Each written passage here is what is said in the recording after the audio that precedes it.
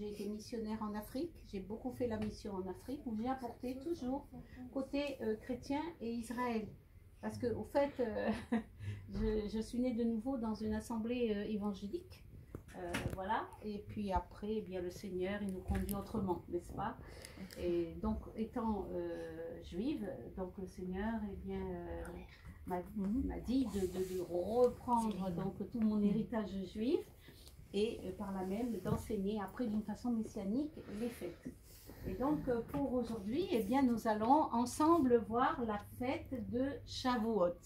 Alors cette fête, elle est merveilleuse, bien aimée, parce qu'elle correspond à la Pentecôte chrétienne. Hein. Donc Shavuot, depuis Pessah jusqu'à Shavuot, il y a 50 jours qui ont été comptés. On a 7 semaines pour arriver à hier. Voilà. Il faut savoir que chez nous en Israël, on fête Shavuot hier soir, le 5 Sivan. Sivan, c'est le mois de l'année qui est encore pas pareil que le calendrier grégorien. Voilà, mais hier c'était le 6 Sivan, pardon, 6 Sivan, 5784 de l'année juive. Et maintenant, aujourd'hui mercredi, donc, ça s'arrête ce soir. Mais pour la diaspora, il faut que je jongle comme ça dans ma tête. Donc, et pour la diaspora, vous avez encore demain. C'est 2 jours, chaque fois en diaspora. Voilà. Donc, aujourd'hui, donc, je vais vous parler donc, de la fête de Shavuot. Il faut savoir que Shavuot, donc, c'est une fête spécialement basée avec des mets lactés. Pourquoi lactés? Eh bien parce que la Torah, la parole de Dieu, est considérée comme quelque chose de doux, d'excellent et qui nourrit notre âme. Amen. Amen. Amen. Oui, c'est vrai, on peut applaudir cette parole de Dieu. Heureusement que nous l'avons. Hein? Bon.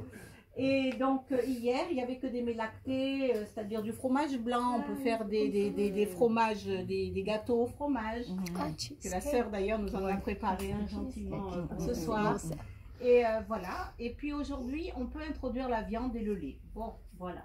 Mais ce sont toujours des fêtes très festives. Et toujours en rapport avec la parole de Dieu. C'est ça qui est très intéressant à comprendre et à connaître, c'est que toutes les fêtes juives sont en rapport avec Dieu, au fait. C'est pas une fête que pour faire une fête, c'est une fête qui a toujours référence au Seigneur, à ses miracles, à ce qu'il a fait.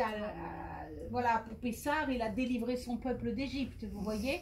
Pour Shavuot, qu'est-ce qui s'est passé? Eh bien, c'est le don de la Torah au mont Sinaï que Moshe en hébreu a reçu de la part de Dieu.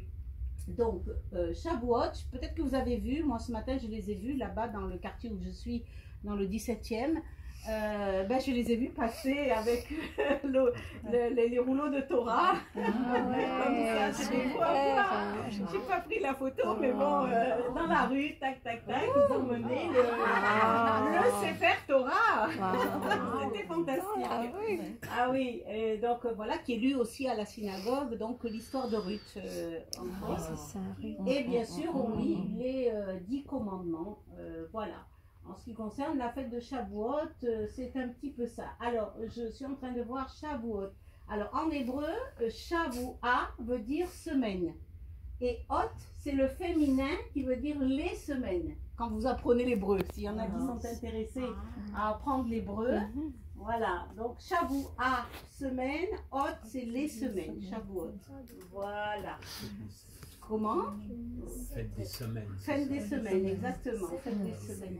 7 semaines, c'est exactement 7 semaines.